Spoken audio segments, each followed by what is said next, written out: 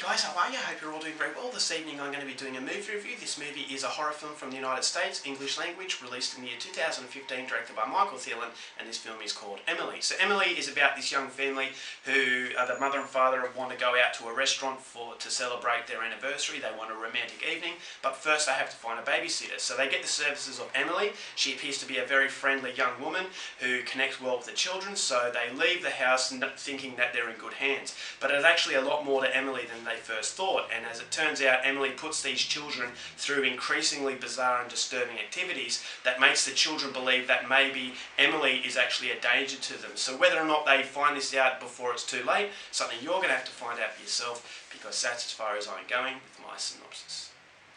Now my thoughts on Emily. I will say that this film does have positives, but unfortunately I thought the negatives outweighed them. Now to start off with, atmospherically, I thought it was fairly decent. I really liked the character of Emily. I thought she did a great job at portraying someone who was mentally damaged. You could understand why she was doing it. You don't really condone it, but you can actually feel a certain sense of sorrow for this woman because of what she's actually gone through. And so I thought her acting performance, going from this person who you would believe as a good person to someone who was far more sinister, I thought it was a subtle sort of transition.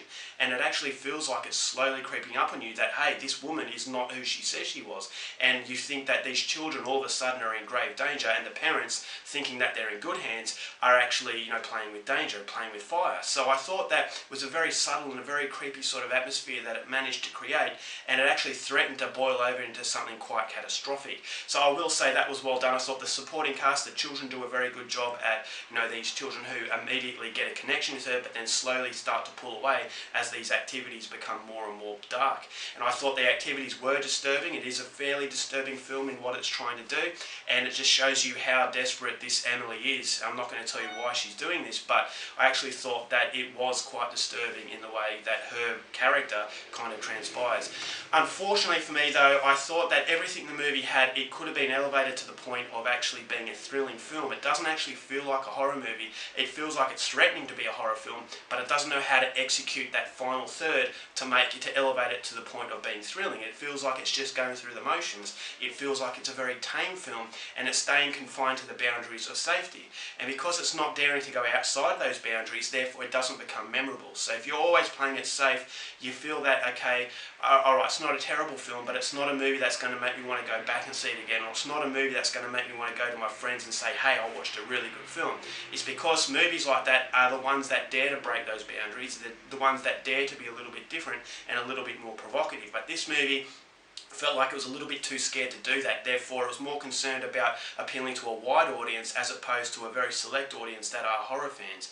And so that was my biggest disappointment. I thought the ending was very tame, and it was a shame because it could have been a very good movie. Because as I said, the acting from Emily, she was a very good character, but unfortunately, the rest of the film just feels like it's meandering along. It feels like the boat is just rocking and it's just treading similar water instead of just going forward. It just feels like it doesn't know where to go, it doesn't know what to do, and that the boundaries of safety are confining it to a point where it feels like it's in a straitjacket. It's trying to get out, but it just can't, and therefore it just becomes a very forgettable experience. So there are some scenes of violence, but as I said, it's never to the point where you think to yourself, oh, remember that was a really good scene. There are no scenes in this film that actually stick out in the memory, which is disappointing because it did have a very disturbing sort of idea behind it, but those ideas were never expanded to the point where you felt like it was worth the effort. So as far as horror films are concerned, Emily is probably one that you could skip.